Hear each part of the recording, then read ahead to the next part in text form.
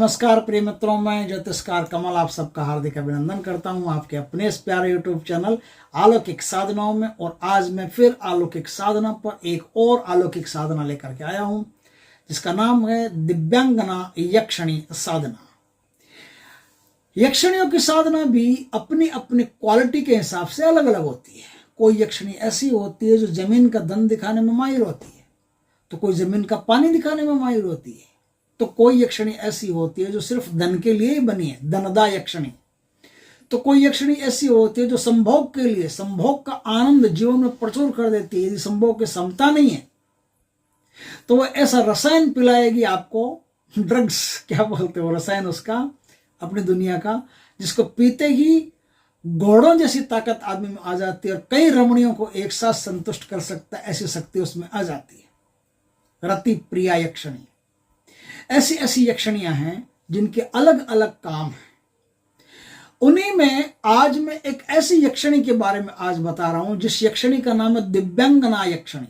ये यक्षिणी क्या करती है? दो तीन बातें। एक तो पहला काम तो यह है कि आर्थिक स्थिति किसी की भी खराब हो, यक्षिणी को यदि पूज लिया, मना लिया, आगे जीवन में सिद्ध हो या नहीं हो।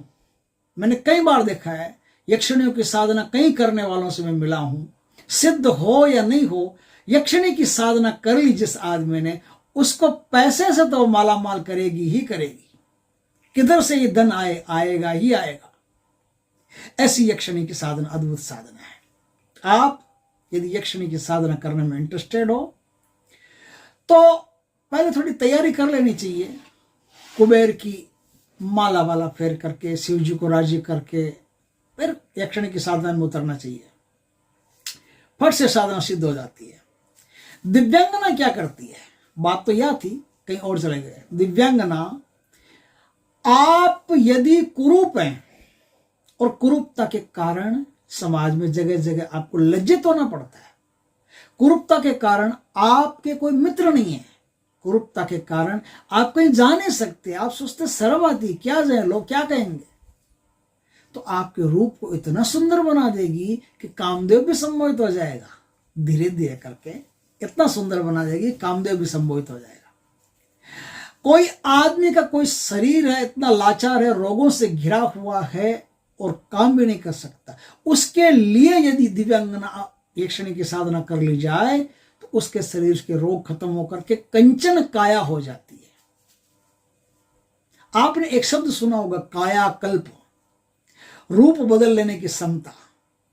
जिस व्यक्ति को रूप बदलना हो, रूप बदलने का मतलब है कि आप आदमी से भालू या भालू से आदमी नहीं बनोगे। रूप बदलने का मतलब है कि कुरूप से सुंदर की जो यात्रा है वो आप कर सकते हो। आप कोई भी साधक यदि कुरूप है तो इसकी साधना करने के बाद में उसे देवी की कृपा प्राप्त समझो, देवी के रसायन प्राप्त समझो, देवी की कुछ चीजें प्राप्त समझो, कुछ भी दो, वो अपने साधक को सुंदर बना देती है, अत्यधिक सुंदर बना देती है और इतना सम्मोहक बना देती है कि उसे जो भी देखता है ना, बरबस उसकी तरफ आकर्षित हुआ चला जाता है। इतनी सुंदर साधना है।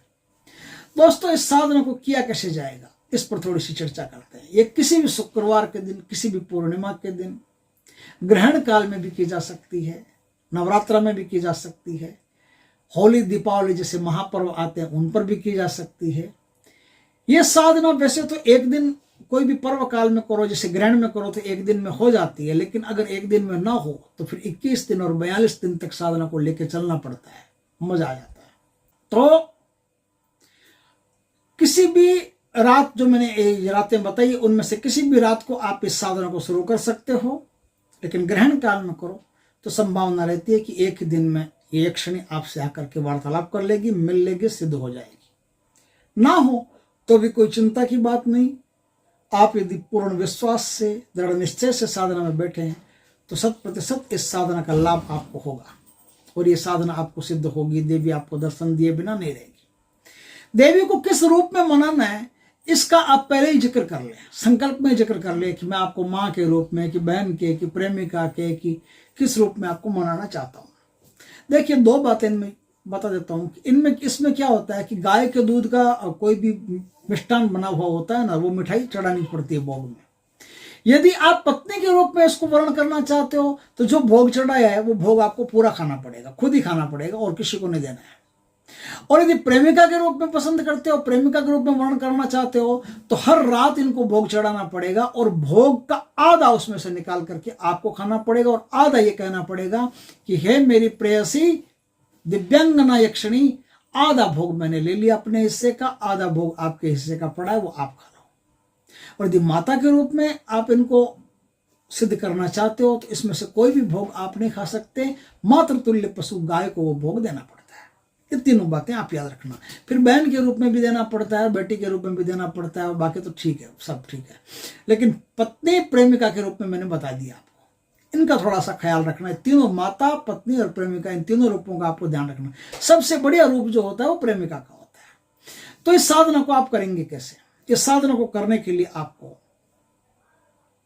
किसी स्टील की थाली हो, देखो पहले तो मैं बता देता हूँ, इसमें पीले कपड़ों का उपयोग होता है। पीला आसन चाहिए, पीले कपड़े चाहिए, उत्तर दिशा चाहिए। रात 11 बजे के बाद में साधना शुरू होगी और 21 माला का रोज आपको जाप करना पड़ेगा। माला हकीक की होगी, हकीक हो आप माला आपके पास हो सिद्ध माला, तो हकीक की सिद्ध माला आप अपने पास हो तो उसी माला से आपको जाप करना पड़ेगा। नहीं हो तो माला को अच्छी तरह से पहले प्राण प्रतिष्ठित, सिद्ध, जागृत, सारी क्रियाएं जो उसमें होती है वो सब पहले करवा करके तैयार रखना पड़ेगा, क्योंकि माला का बड़ा रोल होता है साधना में। माला अकेले ही साधना को सिद्ध करवा देती है, इतनी शक्तिशाली होती है। तो माला आपके पास बेहतरीन होनी चाहिए, ध्यान रखें। तो आगे क्या करना पड़ेगा? आगे आप तेल का एक दीपक भर लें, तेल का दीपक भर के अपने सामने रख लें। पास में केसर से एक स्टील की नई प्लेट के ऊपर श्री अक्षर लिखें या फिर स्वस्तिक का निशान बनाएं, या तो स्वस्तिक का निशान बनाएं नहीं तो श्री लिखें। श्री लिख करके उस पर चावलों की ढेरी बना दें।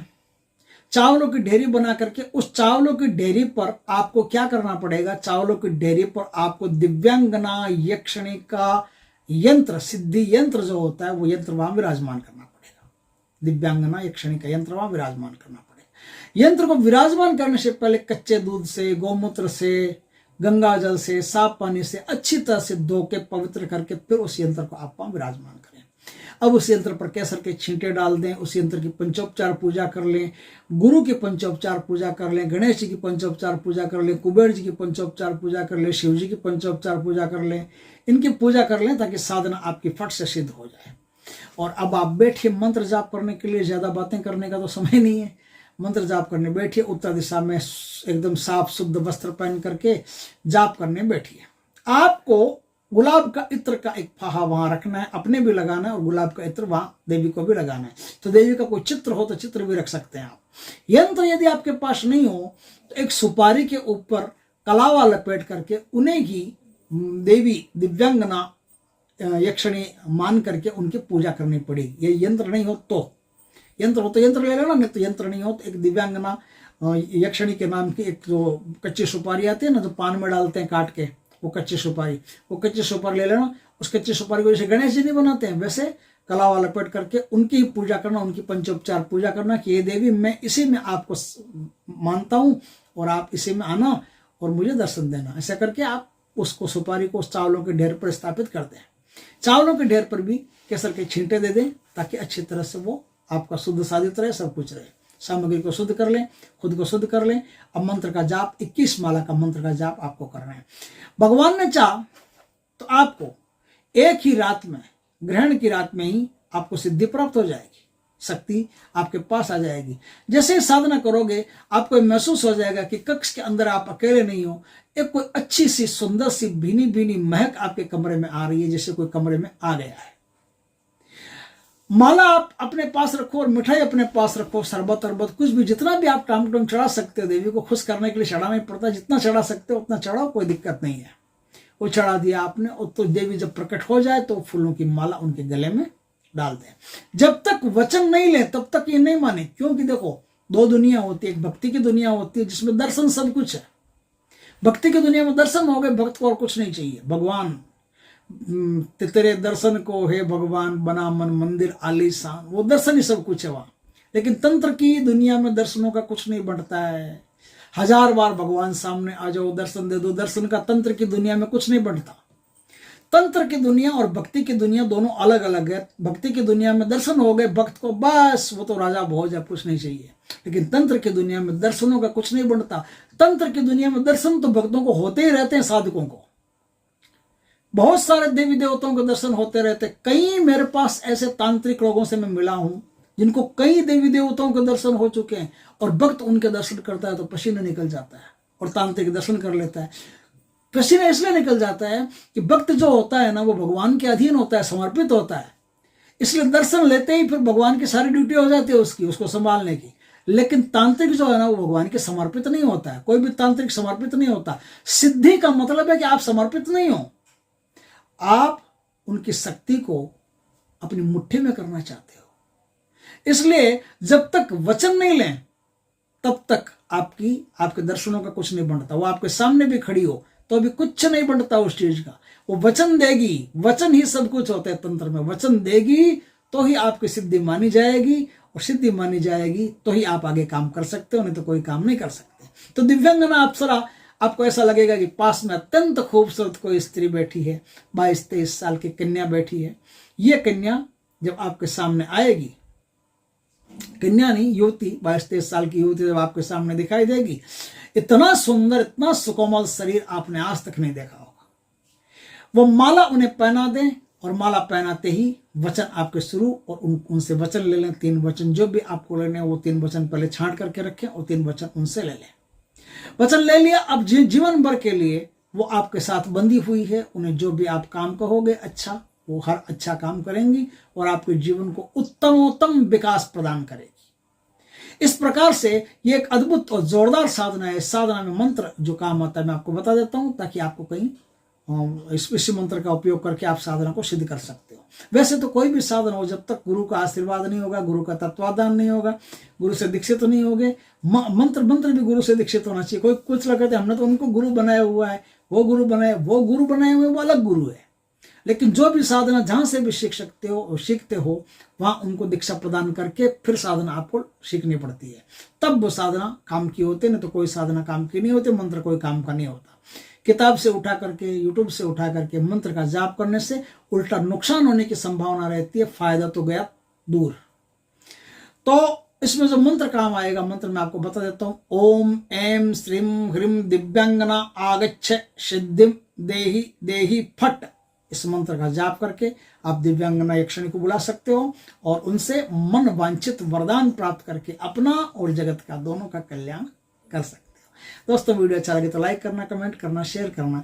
पहली बार हमारे चैनल पर आए, चैनल को सब्सक्राइब करना, पास में जो बेल आइकन का बटन दबा देना, ताकि हमारी ज्ञानवर्धक जानकारी पूर्ण वीडियो सबसे पहले आपके पास आ सके। जय श्री कृष्ण दोस्तों।